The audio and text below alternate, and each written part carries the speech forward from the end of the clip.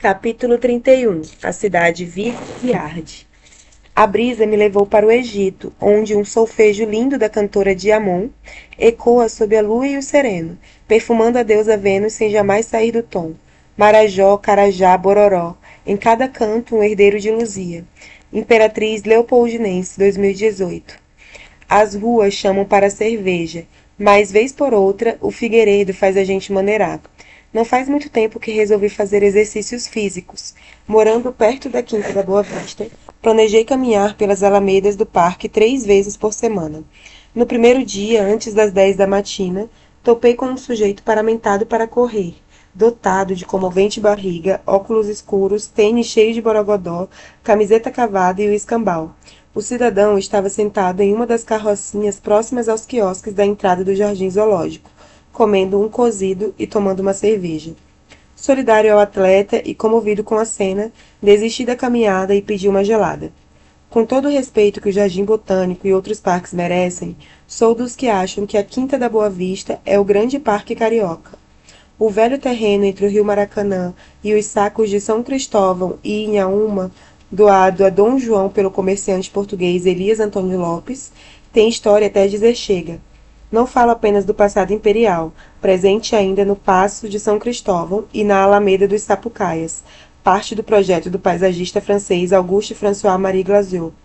Refiro-me a uma Quinta da Boa Vista praticada pela cidade, marcada pelos piqueniques dominicais, pela matraca do vendedor de quebra-queixo, pelas pipas rabiscando o céu e pela algazarra dos colegiais que sacaneavam o pinto murcho do indígena embalsamado do Museu Nacional. Falo da Quinta dos Namorados se atracando atrás da estátua de Dom Pedro II, das sessões de fotografias das debutantes suburbanas na gruta artificial e da zorra da criançada descendo gramados em pedaços de papelão. De vez em quando, um pestinha mais afoito vai parar no Lago dos Pedalinhos. Não me esqueço também da turma que tenta conseguir no zoológico, com a maior discrição, unha de macaco para fazer simpatia para acalmar o chefe e um pouquinho de cocô de elefante para curar asmáticos, conforme velha receita de antanho. Dizem que é tiro e queda. Por falar no jardim zoológico, fui lá dia desses com meu filho. Abrimos o parque, sabendo que no domingo o bicho pega e a partir de certa hora o esquema é de sardinha em lata, chegamos 20 minutos antes da abertura e fomos os primeiros da fila. Em um ato imaturo, apostei corrida com o moleque para ver quem entrava primeiro e ganhei, para inconformismo dele. Vibrei intensamente e dei socos no ar, a Pelé. O Museu Nacional, situado na alameda principal do parque, completou 200 anos em 2018. Para quem não sabe, numa cidade dada a esquecimentos, o museu foi a primeira instituição científica do Brasil e o maior centro da história natural da América Latina. Lembro-me de que, quando moleque, fiquei impressionadíssimo com a minha primeira visita ao local. Sonhei com múmias, meteoros, baratas gigantes, onças, caetés e incas por mais de uma semana. Abandonei o projeto infantil de ser astronauta, passei a decorar nomes de dinossauros e resolvi que seria arqueólogo. Como parte dos festejos do bicentenário, o museu foi homenageado pela Imperatriz Leopoldinense, com um samba capaz de acordar as múmias, ressuscitar o rei do Daomé e derreter o meteorito de Bendegó. No que deveria ser, entretanto, a comemoração de um aniversário ao som do samba, o museu foi destroçado por um incêndio devastador, metáfora ardentes dos descaminhos da cidade e arrasadora dispersão do axé que a casa concentrava. Os indígenas de Morená, a praia sagrada do Xingu, acreditam que nos troncos de árvores moram encantados, os espíritos de seus ancestrais. Quando um terreiro de candomblé é criado, planta-se no solo, em cerimônias que envolvem elementos da natureza, o axé, força espiritual da casa, que perpetuará naquele local o acúmulo de saberes que a ancestralidade proporciona à comunidade. O Museu Nacional era também uma árvore sagrada e um terreiro.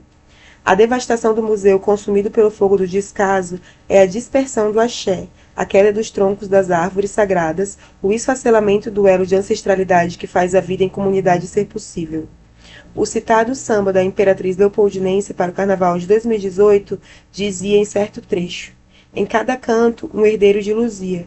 A frase sintetiza a ideia belíssima e plural de humanidade que o museu sugeria: Carajás, Bororós, Marajoaras, Incas, egípcios, povos de Daomé. herdeiros de ancestralidade comum, representados pelo fóssil humano mais antigo encontrado no Brasil.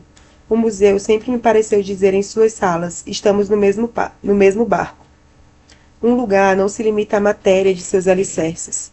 Nele estão amalgamados memórias, aspirações, anseios, sonhos, alegrias e invenções da vida de incontáveis gerações. O museu, além do acervo, é também resultado das experiências inatingíveis, matéria da memória acumulada pelos que nele experimentaram a aventura do conhecimento. O incêndio do Museu Nacional, na Quinta da Boa Vista, destrói um acervo crucial para o Brasil, com 20 milhões de peças, escancara o descompromisso com a ciência por parte do poder público e rasga o peito de um país que parece ter propensão para destruir os seus lugares de memória. Dos figurões de ternos elegantes, só podemos esperar mesmo o desencantamento do mundo à mão armada, o sucateamento, a brutalidade, o desprezo pela aventura do conhecimento. Na tristeza das primeiras horas da devastação, ocorreu-me que meu pai me levou e eu levei o meu filho ao Museu Nacional. Meu moleque provavelmente não terá nada a mostrar para os que virão. Não é ao passado que assistimos consumido pelas chamas. Quem queimou ali foi o futuro dos herdeiros de Luzia, sem escola, sem museu, sem rua. Capítulo 32. Flechas invisíveis. Ele atirou, ninguém viu. Só Pena Branca é quem sabe aonde a flecha caiu. Ponto de Caboclo. As ruas sabem chamar quem mora longe. Uma cena de ano novo inesquecível para mim é a da vizinha católica que na noite da virada tomava uns biricuticos a mais, virava na Dona Maria Padilha, saía gargalhando com uma garrafa de cidra de macieira pelas escadas do prédio em que eu morava e despachava na esquina para garantir a sorte do novo ciclo. Depois de aprontar, a Padilha dava passagem para o caboclo da dona, que metia esporro em todo mundo e lançava flechas imaginárias para tudo quanto é lado, garantindo matar as coisas ruins do ano que findava. É o tipo de coisa que moldou a minha personalidade e o meu assombro com o mundo. Final de ciclo é tempo de todos os tipos de crendices e superstições. Acho que vale tudo para afastar a uruca, saltar 7 ondas, vestir cuecas e calcinhas novas, tomar banho de arruda, andar feito saci pererê repetindo a oração da cabra preta, de O Livro de São Cipriano, vestir a cor do orixá regente, comer 200 uvas fazendo pedidos, beber champanhe de cabeça para baixo, imitar índio do Velho Oeste, cantar pirulito que bate-bate em chinês, tomar passa espírita de caboclo mais fajuto que notas de R$ 3 e outros babados. Ouço dizer, aqui e ali, que o próximo Réveillon vai ser minguado na praia, em virtude da crise. Eu tenho uma sugestão melhor, que evidentemente vai ser ignorada, sobre o que o poder público e os gestores do turismo deveriam fazer nas praias na última noite do ano. Nada. Apenas não atrapalhem e deixem, por exemplo, que os terreiros de Umbanda voltem a fazer uma comemoração que foram eles, os terreiros, que inventaram. A festa é garantida. A iniciativa de fazer a festa na praia de Copacabana partiu da turma que acompanhava Tancredo da Silva Pinto, o Tata Tancredo, líder religioso sambista e personagem fundamental da cultura do Rio de Janeiro. Tata é título de grande sacerdote em cultos de origem angolo-congoleses. Nascentes e Ney Lopes, que manjam do babado, o vinculam ao termo multilinguístico Tata, pai no Quimbundo e no Kikongo. Tata Tancredo nasceu em 1905, no Cantagalo. Foi parceiro e gravou com Moreira da Silva, Blackout, Zequete, Jorge Veiga e outros tantos. Conheceu a turma toda do Estácio de Sá, a geração de ouro que inventou o samba de sambar, característico do Rio de Janeiro, e participou dos fuzuês que envolveram a criação da Deixa Falar. Sua música mais conhecida é General da Banda, Louvação a Ogum e Evocação das Rodas de Pernada e Batucadas, gravada pelo Blackout. Os poucos relatos existentes indicam que o avô de Tancredo Silva foi bamba do Carnaval de Cantagalo, onde fundou os blocos Avança e Treme Terra e o Cordão Místico, uma mistura de carnaval, festa de caboclo e ritual africano, conforme relatado em 1976, na revista da Congregação Espírita Umbandista do Brasil. A tia de Tancredo, Olga da Mata, saía no cordão vestida de rainha ginga, pois foi a turma do Tata Tancredo que resolveu difundir a ideia do fim de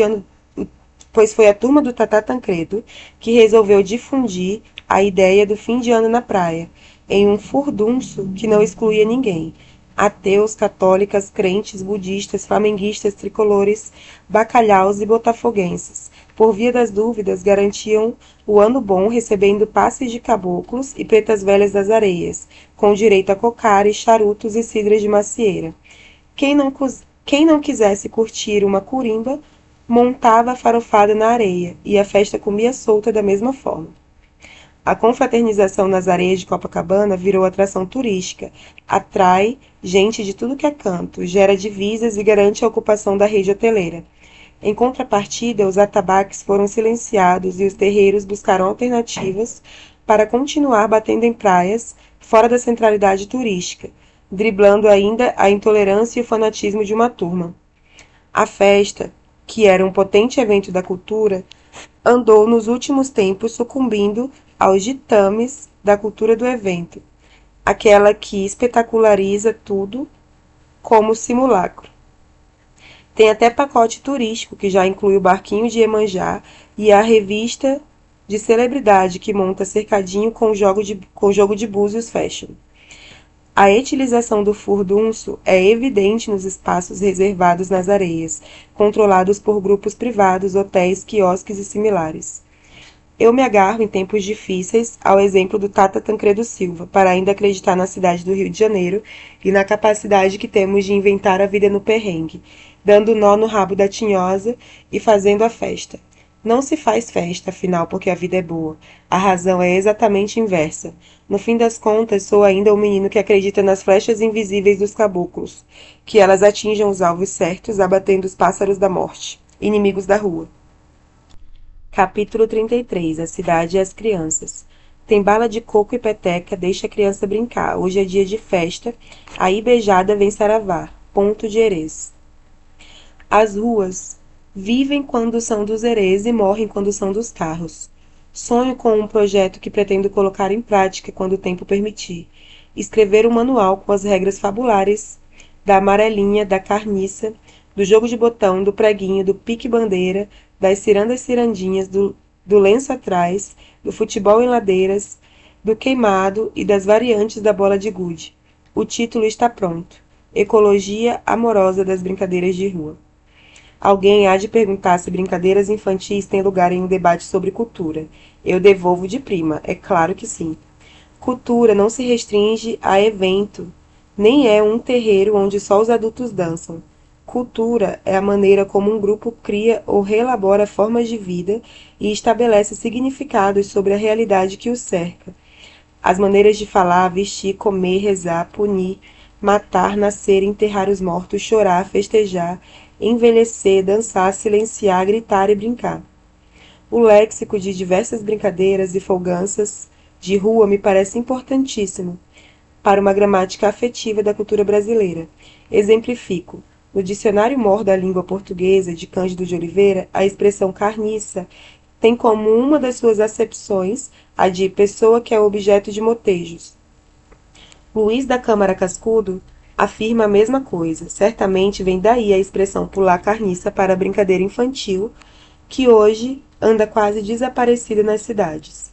Na Idade Média britânica, registra-se a brincadeira do leapfrog, saltar sobre a rã, cujo verbo guarda o sentido de se dar bem passando por cima de outra pessoa, e parece ser o mesmo folguedo que, com os portugueses, chegou ao Brasil.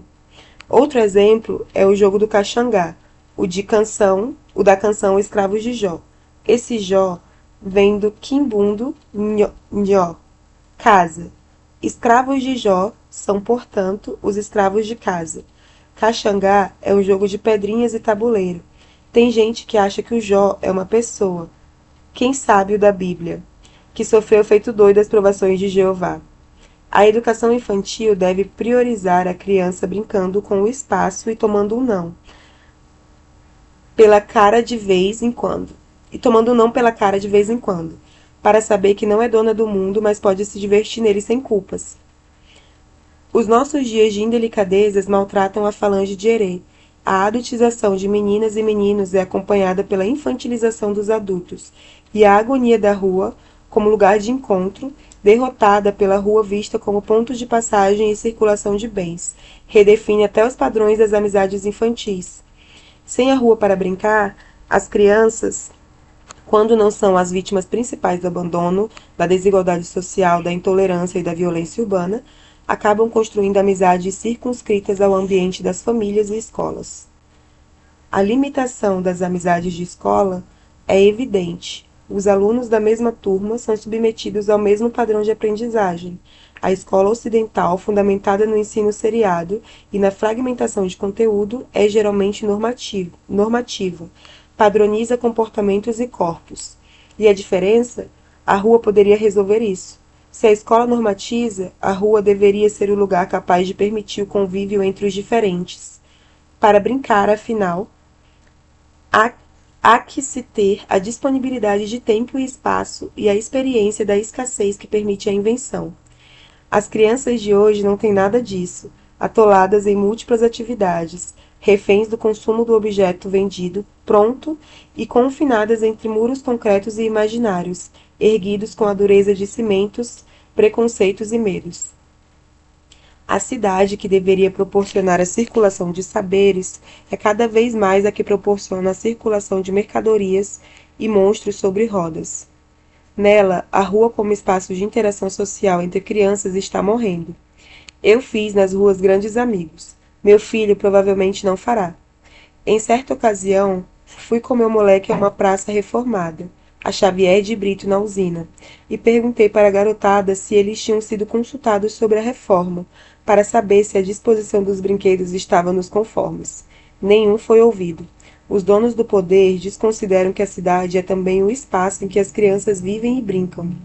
A cidade em que a criança não toca o rebu é o sanatório dos adultos. A cidade em que os adultos só trabalham é um presídio de crianças. Poucas parecem considerar a questão como urgente e necessária.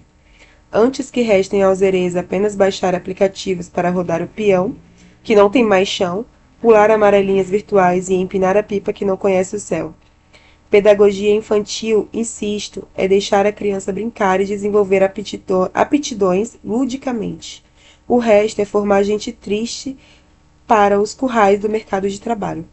A criança precisa da arrelia das brincadeiras, e a humanização do mundo passa, como um espaço de folguedo, flosô e furdunço, pelo encantamento radical da rua. Capítulo 34. Flor na fenda. Numa vasta extensão, onde não há plantação, nem ninguém morando lá, cada pobre que passa por ali só pensa em construir seu lar. E quando o primeiro começa, os outros depressa procuram marcar seu pedacinho de terra para morar. Favela, Jorginho Peçanha e Padeirinho. As ruas nasceram quando chegaram, numa espécie de diáspora urbana, as mulheres e os homens. Situada entre o Morro do Retiro e a Serra do Quitungo, nas terras da antiga Fazenda do Retiro, a Vila Kennedy foi construída para receber as populações desalojadas pelas remoções das favelas do Esqueleto, do Pasmado e de Ramos, na década de 1960, durante o governo de Carlos Lacerda. A construção recebeu recursos da Aliança para o Progresso, programa do governo norte-americano de John Kennedy, voltado para a América Latina no contexto da Guerra Fria. Diante do que aconteceu na Vila Kennedy na semana passada, recordei-me de um ditado em Umbundo, língua falada pelos ouvibundos do Planalto Central de Angola, que conheci no livro Roda dos Saberes de Cais de Valongo, organizado pelo mestre Délcio Teobaldo, jongueiro, prosador, músico e sabedor da língua de folhas que curam. Em tradução livre, não é porque não vivemos uma história que deixamos de senti-la. É essa capacidade que nos humaniza. Não é possível que a população do Rio de Janeiro fique indiferente ao que aconteceu com a chegada de agentes da Guarda Municipal e da Secretaria de Ordem Pública na vila. Mais de 30 quiosques de pequenos comerciantes locais foram derrubados. O prefeito admitiu em nota o uso desproporcional da força na operação e prometeu ressarcir os trabalhadores. A intervenção brutal em um espaço ignorado ao longo de anos pelo poder público, descaso histórico que faz com que a própria população construa, à margem de ordem institucional, seus mecanismos de sobrevivência, sociabilidade, trabalho e lazer, é puro temor obsessivo de multidões. O conjunto habitacional foi inaugurado em janeiro de 1964. 4 anos depois, em 1968, foi fundado o bloco, hoje a escola de samba, Unidos da Vila Kennedy. Como muitos dos habitantes eram oriundos da favela do Esqueleto, onde hoje está a UERJ, bem próximo ao Morro da Mangueira, com centenas de moradores que desfilavam na Verde Rosa, a bateria da Vila Kennedy tem as mesmas características da bateria da Estação Primeira, inclusive em relação à peculiar batida do surdo. Não surpreende que uma das iniciativas de construção de sociabilidades na nova comunidade tenha sido a criação de um bloco carnavalesco, e que, entre os diversos quiosques destruídos, vários sejam de comidas e bebidas. Festejar, tocar tambor, tomar umas geladas depois do trabalho, comer a tapioca com gosto do Nordeste, mandar brasa no churrasquinho, jogar conversa fora depois do perrengue do trabalho e da experiência de sardinha em lata dentro do ônibus, no eterno engarrafamento da Avenida Brasil na hora do sufoco, é o mínimo que se pode fazer para que a condição humana prevaleça diante de tudo que embrutece. E há de prevalecer. Garcia Marques escreveu que a vida, mais do que a morte, é a que não tem limites.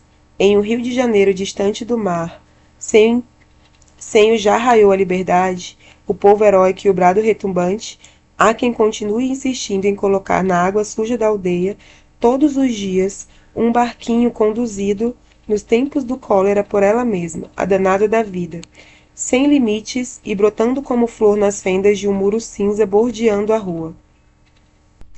Capítulo 35. A cidade da Sabina. Vovó tem 7 saias, na última saia tem mironga. Vovó veio de Angola para salvar os filhos de Umbanda. Com seu patuá e a figa de Guiné, vovó veio de Angola para salvar os filhos de fé. Ponto de Preta Velha. As ruas do Rio de Janeiro garantiam o sustento de Sabina, uma quitandeira que trabalhava na cidade em 1889, ano em que a monarquia foi derrubada.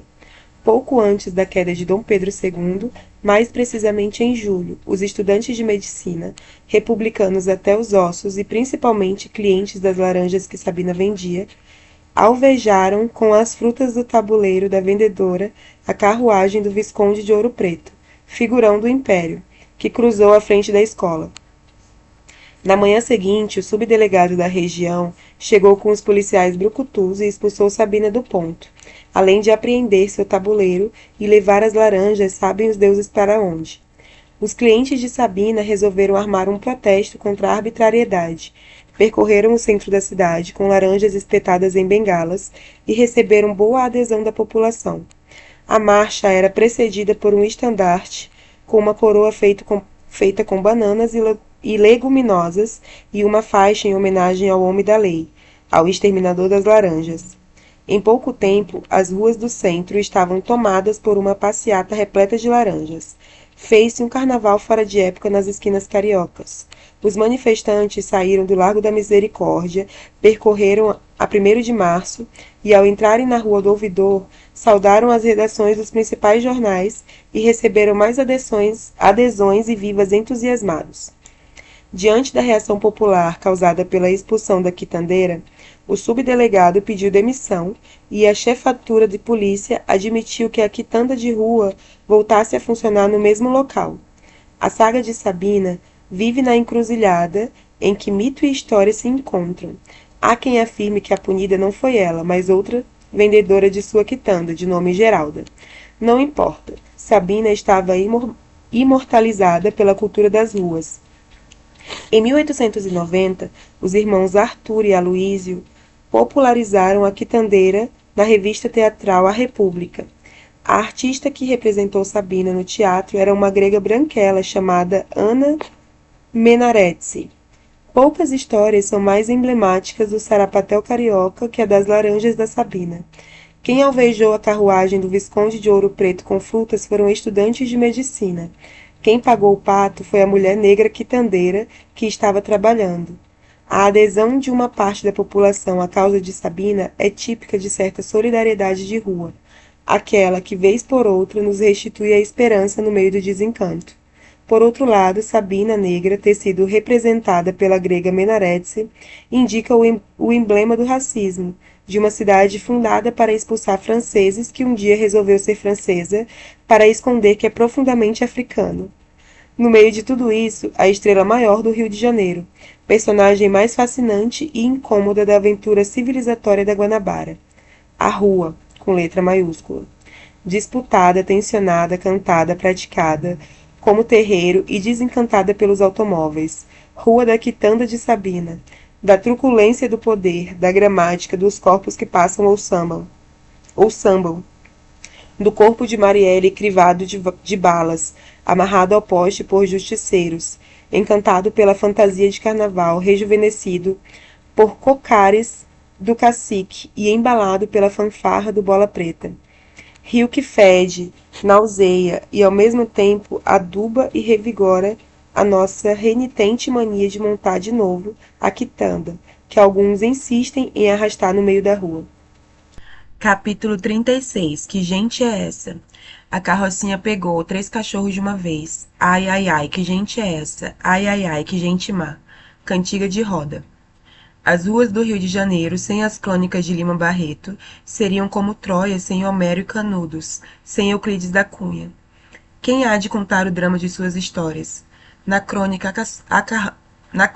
A Carroça dos Cachorros, de 1919, Lima Barreto retrata como a passagem da carrocinha, com o objetivo de recolher os animais de rua, gerava entre os cariocas uma corrente imediata em defesa dos cães ameaçados pelos guardas municipais e praças de polícia.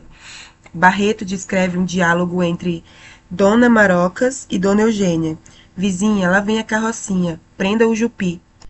Comovia o escritor como as pessoas saíam escondendo os cachorrinhos, especialmente as mulheres pobres, aquelas que mais amavam os cães sem dono, que ao mesmo tempo eram de todo mundo. Quebrado pelas mazelas da vida, o escritor revela que a cena da mobilização da população contra a carrocinha o fazia bem dizer ainda à humanidade. Para finalizar, Lima Barreto afirma que se o poder público está no direito, estabelecido pela lei, de recolher os animais de rua, as pessoas estão em seu dever de defendê-los, e é assim que a vida cotidiana vai sendo tecida. Na mesma toada da crônica de Lima Barreto, um grupo de foliões cariocas do Carnaval de 1904 protestou contra as carrocinhas da prefeitura de Pereira Passos. Segundo o jornal O País, de 16 de fevereiro, os defensores dos cães acusavam o prefeito de impedir a canina estirpe de viver e gozar da plena liberdade das ruas da capital, e distribuíam um panfleto com os seguintes versos: Essa gaiola bonita, que aí vai sem embaraços, é a invenção mais catita do genial Dr. Passos. Agarra, cerca, segura, grita a matilha dos guardas, correndo como em loucura, com um rumor de 100 bombardas. Terra sempre empolvorosa, bem igual no mundo inteiro, cidade maravilhosa, salve Rio de Janeiro. Essa é uma das primeiras vezes em que a expressão cidade maravilhosa aparece para designar o Rio, com um sentido bem distante do viés apologético que ela adquiriria depois. Em 1913, a poeta francesa Jeanne Catulle-Mendes publicou em Paris o livro La Vie Merveilleuse, impressionada com a viagem à cidade realizada em 1911 e fascinada pelas belezas cariocas. Em 1922, Olegário Mariano publicou o livro de poemas Cidade Maravilhosa, chegando a alcunhar o Rio de Janeiro como a cidade do amor e da loucura. O sucesso da marcha carnavalesca Cidade Maravilhosa, composta por André Filho e lançado no Carnaval de 1935 por Aurora Miranda, inspirada no programa de rádio Crônicas da Cidade Maravilhosa, apresentado por César Ladeira, acabou consagrando a expressão com o sentido de exaltação que tem até hoje. Confesso, porém, que minha visão da Cidade Maravilhosa é mais parecida com a dos foliões do Carnaval de 1904, aquela do turbilhão pulsante em que o horror e o sublime caminham juntos, em que a natureza é um ringue em que se enfrentam a Paris tropical e os cães sem dono, em que táticas de sobrevivência são forjadas cotidianamente, em que os ungidos caçam os endemoniados, que ainda assim resistem, em que as carrocinhas ganham novas configurações e continuam vendo a urbanidade a partir do tripé que o carnaval denunciou: agarra, cerca e segura. O que nos mantém aos trancos e barrancos é ainda a cidade que fez Lima Barreto, com pouquíssimas razões para demonstrar algum tipo de otimismo, bem dizer à humanidade. Aquela que só continua porque é tecida nas artes de dar guarida ao jupi, na hora em que a carrocinha passa na rua. Capítulo 37. Dendezeiro e Baobá. Ela apagou o ponto, saravou o congá, se despediu dos filhos, pegou seu patuá, sacudiu a saia, deixou poeira no chão. Ponto de preta velha. As ruas encantam a vida na miudeza que ninguém suspeita. Em certa ocasião, deixei meu filho na escola, no entroncamento entre a Praça da Bandeira e o Estácio, e parti atrás de um pastel de feira na Moraes e Silva, no Maracanã. Crianças pintavam o muro de um colégio e duas moças passavam correndo, temendo um camundongo que atravessava professor Gabizo. Na feira, o vendedor de frutas cantou com voz de pregoeiro. Saudade, amor, que saudade. A verdureira da barraca, em frente, respondeu na lata, que me vira pelo avesso e revira meu avesso. Os dois continuaram a levar o samba de Dona Ivone Lara e Hermínio Belo. A feira aplaudiu. Dona Ivone Lara reunia em seu canto a enzima ancestral da Aruanda, o candeeiro de vovó Cambinda, as sonoridades florestais de Vila Lobos, a redenção pela arte de Nise da Silveira, a presença de Dona Eulália, o cheiro dos cajus, as sapiências e adivinhas dos caroços do dendê e a simplicidade soberana dos dendezeiros. Ao vê-la, eu imaginava estar diante de uma gelia do Império Mali. As gelias eram as cantoras do povo mandinga, com raízes na fundação do império do soberano Sundiata Keita, lá pelos idos do século XIII.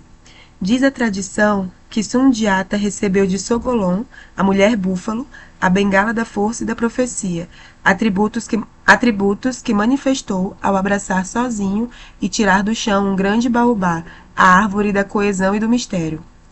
Herdeiras do poder de Sogolon, as gelias eram aquelas que aprendiam e transmitiam pelo canto as histórias dos ancestrais, como caminho de manutenção da comunidade e transmissão dos saberes.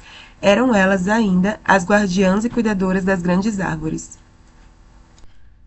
A cosmogonia mandinga diz que o mundo terrestre, Dúnia, não nasceu como súbita criação, mas como um parto longo e complicado, em que todas as possibilidades que marcam o nascimento, amor, dor, angústia, incerteza, alegria, risco, luz, água, se apresentam. O mundo não é natural, é primordialmente sobrenatural, mas se manifesta como um espaço para o acolhimento das mulheres e dos homens que respeitam e se integram ao que não é humano através da palavra e do canto. Ocorreu-me citar a tradição das sábias pretas mandingas, em virtude da morte, em abril de 2018, de Dona Ivone, grande senhora da canção brasileira, sabedora dos batuques que, cruzando o oceano nas asas do Thier, civilizaram o Brasil e transformaram o horror em invenção de mundo. As nossas gelias são mães de santo e do samba, líderes comunitárias, mantenedoras dos segredos e das histórias das mais velhas e dos mais velhos, o que precisa ser contado às crianças. A morte física da grande mãe do samba é o detalhe menos importante. A morte como o irreversível cessamento das atividades biológicas, sucedida pela decomposição dos sistemas, é pouca coisa. Tudo que vive tem que morrer. Tudo que morre pode viver pela palavra, pela celebração dos ritos de lembrança e pelo arrebatamento. Tem morto mais vivo e dançando mais do que muito vivo que, ainda que respire, morreu. Essa gente que não dança. Naquele dia de feira, depois de ouvir o samba cantarolado pelos feirantes, tracei meu pastel com caldo de cana e segui com a fé renovada nas miudezas provisórias da rua e na eternidade das grandes árvores que atravessam os tempos. Dona Ivone é baobá enraizado na voz da rua. Capítulo 38. Batuqueiro. Batuca no chão sem pena, batuca no chão sem dó. Batuca no chão, morena, que o chão é o povo que vira pó. Ai, morena, o chão é o povo que vira pó. Batuca no chão, Ataúfo Alves e Assis Valente. As ruas têm mooio, e o malandro batuqueiro número 1 do samba do Brasil, Wilson das Neves, falecido em agosto de 2017, tinha no mooio o molho. O médico e intelectual congolês Kiebunzek Fukiao, um daqueles autores africanos que, de forma estapafúrdia, é pouco conhecido no Brasil, Afirma, ao estudar a cosmogonia dos bantus, que qualquer povo tem seu mooio, a energia vital. Para esse grupo, incorporar símbolos, ritos, crenças, entidades e valores de outros povos pode significar aumento do nosso próprio mooio, sem que isso represente o abandono das crenças originais, desde que proporcionem saúde, fecundidade, estabilidade, harmonia e prosperidade. Todas as experiências de acúmulo de força vital são benéficas, inclusive na música, encarada como uma arte sagrada que conversa com os deuses e alimenta a energia das mulheres, dos homens e das crianças. A trajetória de seu Wilson das Neves é um exemplo contundente disso. Filho de uma baiana do Império Serrano, frequentador desde garoto dos desfiles das escolas de samba na Praça 11 e dos terreiros de macumba cariocas, ele cresceu sabendo que os tambores contam histórias para que os corpos respondam. Apaixonado pelas jazz bands, a partir delas, enamorou-se da bateria e fez das baquetas as parceiras inseparáveis de vida. Seu Wilson começou a frequentar na década de 1940 o Ponto dos Músicos, na Praça Tiradentes. Passou a tocar profissionalmente na década de 1950, na orquestra do Dancing Brasil, e não parou mais. Tocou de tudo, com todo mundo, e teve uma trajetória inseparável da história da indústria fonográfica brasileira. Em 1996, surpreendendo muita gente, lançou-se como cantor de suas composições. Com a manha de quem conviveu com a linha de frente da música brasileira, mostrou-se o melhor intérprete de suas músicas, com a divisão malandreada e cheia de borogodó das cobras criadas do canto brasileiro. O fundamento da música do mestre Wilson das Neves encontra-se nas rodas de samba, nos terreiros de candomblé e umbanda e nos desfiles do Império Serrano. Em sua trajetória, foi músico, compositor, cantor, ator e dançarino, já que trazia no corpo o segredo miudinho do samba. Tudo isso foi incorporado ao longo da vida ao seu mooio, aquela energia vital citada no início do texto. Sambista maiúsculo, ele permanecerá como um dos grandes nomes da mais impactante aventura civilizatória brasileira, aquela que transformou o infame pau de bater nos corpos escravizados em baqueta de bater no couro do tambor para, percutindo o chamado dos ancestrais do lado de lá, do oceano, inventar novamente o mundo a partir da rua. Capítulo 39. Vem da lua de Luanda. E Luanda, terra da macumba, do batuque e do canjerê. E eu vou bater tambor para chamar meu protetor. Ponto de Preto Velho. As ruas de Duque de Caxias, cidade da Baixada Fluminense, já viram e ouviram coisas que até Deus duvida.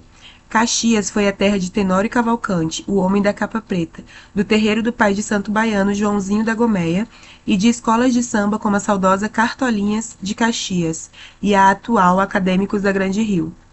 Foi cenário de O Amuleto de Ogum, grande filme de Nelson Pereira dos Santos, e tem ainda uma feira popular em que o cidadão encontra qualquer coisa que exista sobre a face da terra. Certa feita, tive a alegria de falar para uma turma dos Pimpolhos da Grande Rio, a Escola Mirim de Caxias, sobre os toques sagrados das macumbas e suas relações com o samba. Uma pergunta boa que a garotada fez foi qual seria o toque sacro afro-brasileiro mais próximo do samba. Sou daqueles que acham que um dos fundamentos do samba é a capacidade de transitar naquele fabuloso terreno em que o sagrado é profanado e o profano é sacralizado o tempo todo. Nesse sentido, para saber o ritmo que embala as escolas de samba, o negócio é beber das águas das sonoridades dos bantus e entender como certas pitadas iorubás entraram nisso, se amalgamando numa teia de sonoridades arrebatadora. Como sempre ressalto nas minhas falas e textos, as escolas de samba e terreiros eram, em larga medida, extensões de uma mesma coisa. Instituições associativas de invenção, construção, dinamização e manutenção de identidades comunitárias, redefinidas no Brasil como invenções potentes a partir da fragmentação que a diáspora negreira impôs. O tambor é talvez a ponte mais sólida entre o terreiro e a avenida. Apenas a título de esclarecimento, vale informar que por bantus designamos mais de 300 grupos que habitam regiões da África ao sul, do deserto do Saara e ocupam uma extensa região que se estende da Baía de Biafra, no Oceano Atlântico, até Melinde, no Índico. Em relação ao Brasil, grande parte dos bantus que aqui chegaram são oriundos da região centro-africana do Congo e da Angola. Nas casas de rituais do chamado candomblé de Angola, o repertório dos atabaques se estrutura em torno, sobretudo, de 3 ritmos: barra-vento, cabula e congo. Cada um deles apresenta variações, como é o caso da munzenza em relação ao barra-vento. Em comparação aos toques de Queto, os toques de Angola são mais soltos, mais propícios inclusive ao improviso. Inquices e caboclos podem ser evocados por qualquer um dos toques básicos e suas variações. No Queto, a ligação dos toques com cada orixá é mais rígida. Partindo desses princípios, respondi à pergunta que me foi feita pelos pimpolhos, ressaltando que o toque de cabula é um dos ritmos ancestrais que estão na base do samba brasileiro, que por sua vez influenciou a maneira como se toca cabula. É só escutar para sentir a mumunha. O profano lambuzado de sacralidades e o sagrado profanado, o samba. Ao longo dos tempos, o samba foi, em larga medida, desafricanizado e desmacumbado para, já domesticado, ser digerido pela indústria fonográfica e cooptado pelo Estado, como elemento do processo de construção da identidade nacional pelo consenso apaziguador da mestiçagem cordial. Não há, todavia, quem escute um toque de cabula e não perceba a linha de ancestralidade que vem das terras da lua de Luanda. Aquela mesma que iluminou a Kizomba de 1988 da Unidos de Vila Isabel, desfile campeão que tanto celebrou a presença dos bantus no Brasil, no centenário da abolição da escravatura, para iluminar a rua. Capítulo 40. Os rios, o rio. O boto saiu do rio e foi morar na aldeia. Quem vê o boto, morena, quem vê o boto é sereia, ponto de encantaria. As ruas do Rio de Janeiro podem se encontrar na encruzilhada do Brasil, com rios que são ruas. Meu filho estava esses dias lendo um livro sobre o Amazonas e pediu que eu contasse uma história do rio. A primeira coisa que fiz foi mostrar o samba que a Unidos de Padre Miguel apresentou no Carnaval de 2018, contando as histórias encantadas das águas do norte. Depois eu disse ao moleque que, para os velhos barqueiros do Amazonas, o segredo da felicidade é mais simples do que pensamos. Basta que a pessoa busque a margem do rio ao sol do entardecer e deixe que a sua sombra reflita num peral qualquer. Se nesse momento um boto vermelho atravessar o rio e cortar a sombra, a pessoa ficará botada, marcada para todo sempre pelo espírito do boto. Para que o encantamento seja completo, é necessário que, ao morrer, o corpo de quem foi marcado pelo espírito do boto seja oferecido às águas por algum parente ou amigo. Se assim acontecer, Iara transformará a pessoa em um boto vermelho. Eis a suprema felicidade. A pessoa viverá encantada, desejando o bem do mundo para os seus. Quem pretende ser feliz, ensina os caboclos da beira d'água, deve se dirigir ao rio nas horas do poente, pois é o momento em que os botos vermelhos suspiram suas artimanhas de delicadezas e felicidades, rememorando faceiros seus amores de quando eram homens e mulheres viventes. Inveja os ribeirinhos e as crendices do rio. Pai Francelino de Chapanã, Abeu Locum, lembrava lindamente que para o povo do tambor, de Mina, o encantado não é o espírito de um humano que morreu, perdeu seu corpo físico. O encantado é aquele que se transformou, tomou outra feição, nova maneira de ser, encantou-se em uma nova forma de vida, numa planta, num peixe, num animal, no vento, na folha, num rio. Exemplifico citando o Maranhão. Nas praias de Itaqui, do Olho d'Água e da Ponta da Areia moram a princesa Iná, a Rã Preta e a menina da Ponta da Areia. A pedra de Itacolomi é a morada de João da Mata, o rei da bandeira. A praia dos Lençóis é do rei Sebastião. A mãe d'água passeia nas pontas de Mangunça e de Caçacoeira. Nas matas de Codó vivem Dom Pedro Angaço e a rainha Rosa. É lá que Légua Bojiboá comanda as caboclas e os caboclos de sua guma. Heidegger adorava os rios, de Hölderlin, sobretudo quando o poeta dizia que o rio peregrina e funda a ideia de natalidade. Pertencimento em suma. Da sensação de que pertencemos ao rio e ao lugar por onde o rio passa e sempre fica, vem a sacralidade dos cursos das águas. Para aquele que Heidegger chama de homem da técnica, todavia, o rio é o objeto presentificado. serve apenas para ser manipulado objetivamente em virtude dos interesses materiais concretos dos homens. O outro rio, o que vela e desvela, o que peregrina e manifesta o sagrado, é detestado pelo homem da técnica, um desencantador por excelência. Na encruzilhada em que escuto o tambor de mina, deliro as encantarias, penso nos barqueiros do Amazonas, ouço o samba e leio os alemães. Concluo que o Brasil é um país que mata seus rios. Eles certamente já agonizavam em sua condição de rios, que fundam a natalidade e possibilitam a festa dos deuses. Agora morrem também como rios vistos objetivamente pela técnica e implacavelmente assassinados pelos próprios homens da técnica. Ninguém mais fala do Rio Doce, de Mariana, de Brumadinho, da Lama. Desencantados para alguns e imprestáveis para outros, os rios do Brasil aparentemente já não são. Não tem nem as duas margens da técnica, nem a terceira margem, aquela do encantamento da canoa do velho pai do canto de Guimarães Rosa. Neles não moram mais os ajuremados do tambor brasileiro, nem os deuses da festa do poeta alemão. Pelo andar da carruagem, em breve não morarão nem mais as mulheres, as crianças e os homens. A coisa está feia, mas o meu time é feito aquele dos versos de Capiba. Madeira de lei que o cupim não rói. De minha parte, insistentemente alumbrado de Brasil dos meus amores, eu disse ao meu filho que sempre que posso espio nos escondidos do sol o Maracanã, rio da nossa aldeia, com jeito de esgoto e podridão, perto do estádio criminosamente assassinado. Como fede o rio, como dói a arena boçal construída no lugar do gigante, que era maior que o mundo. Passam por ele, rio sujo, detritos diversos, merdas e saudades do país que já não há.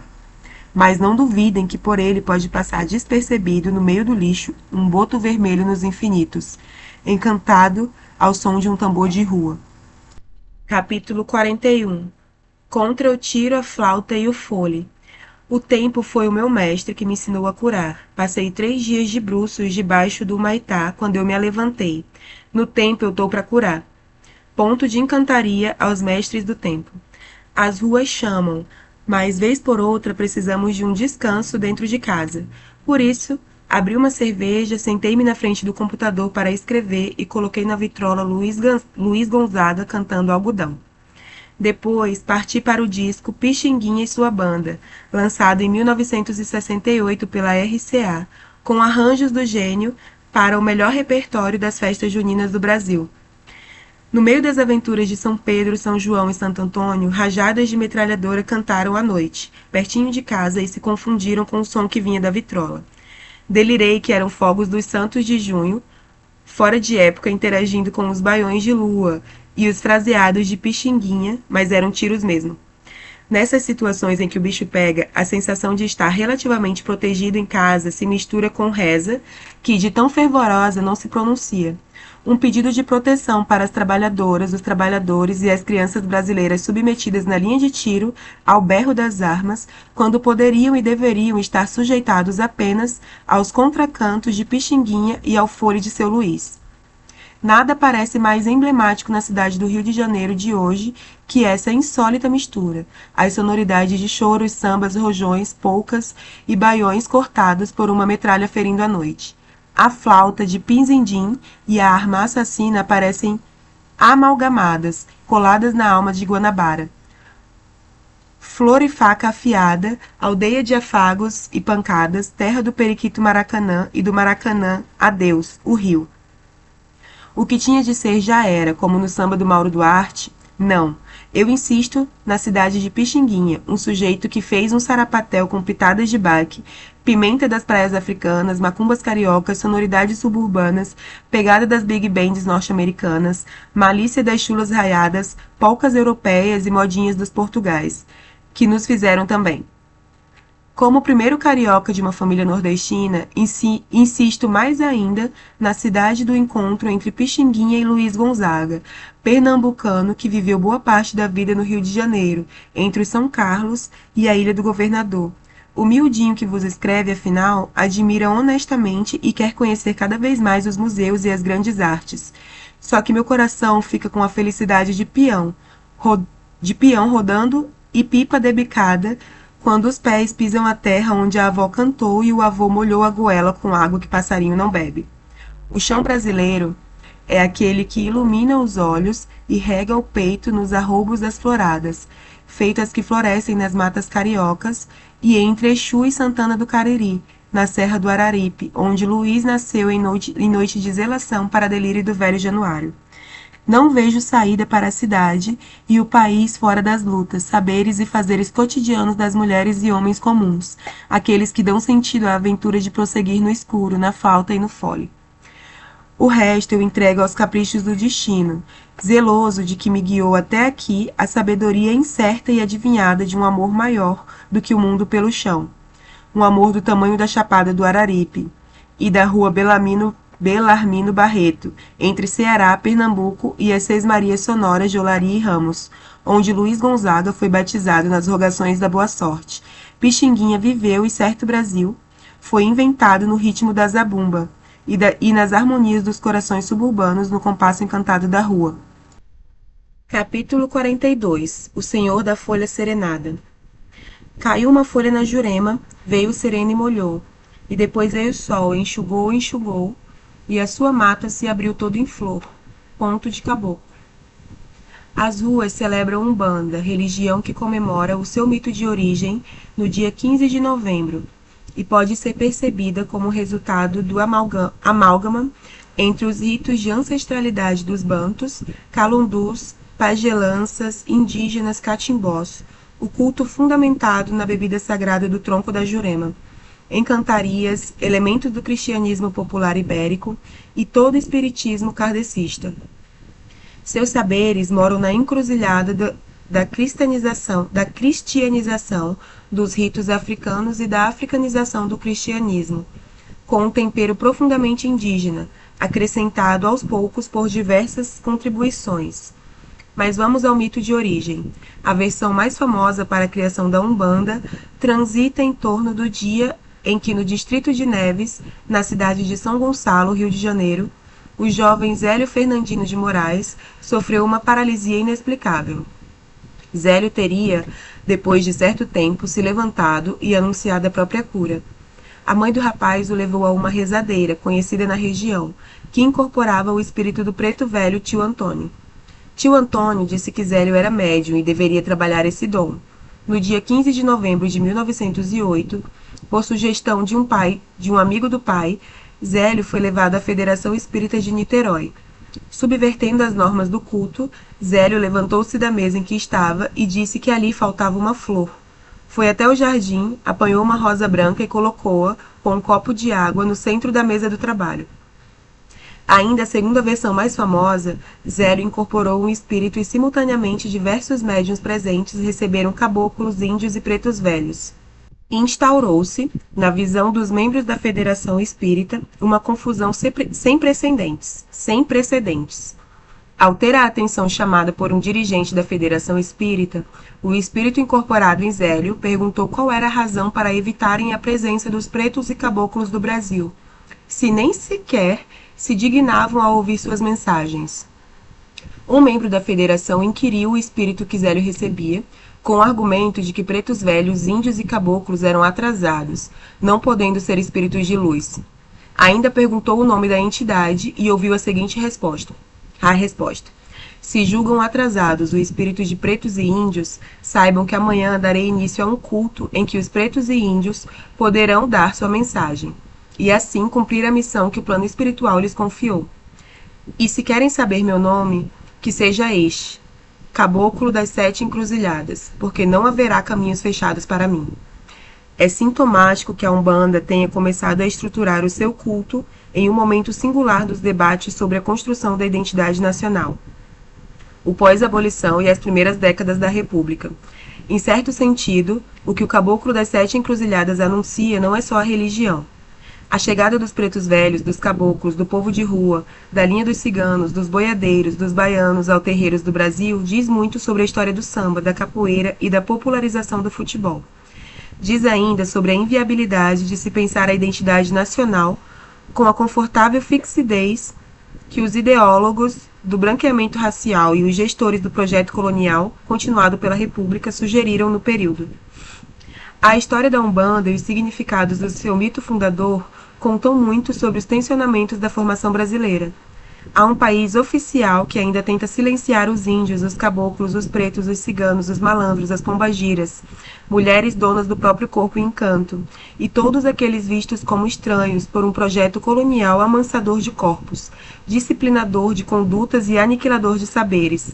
A Umbanda está em crise, espremida pelo preconceito e pelas ações terroristas de ataques aos terreiros por determinadas designações neopentecostais. É ainda desqualificada por discursos essencialistas que erguem bandeiras de purezas no meio da encruzilhada em que o Brasil foi assentado.